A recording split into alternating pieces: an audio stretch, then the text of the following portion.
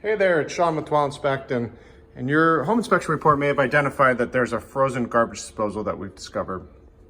And basically what that means is that the grinder that's in the unit itself is stuck. For some reason, it could be food debris, it could have just been sitting for a while, it may even have built up a little bit of rust.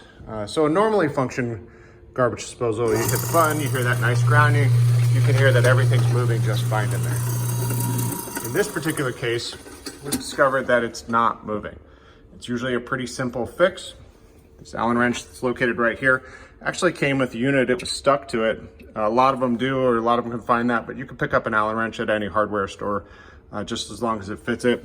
You're gonna wanna insert the Allen wrench into this general area here, and then you just make a nice twist. Now this one's free, so it moved pretty easy. Sometimes you're gonna have to apply a little force. If you don't have power when you turn it back on, there is a little reset button down here too, usually in the red, and that can trip the garbage disposal if it applies too much force, and it may burn out the motor. So you may need to hit this button as well. And it's just a little push on there, and then you're gonna be off to running as normal. Really simple fix, anyone can do it. Fixing a frozen garbage disposal, you don't wanna call a plumber out for that one.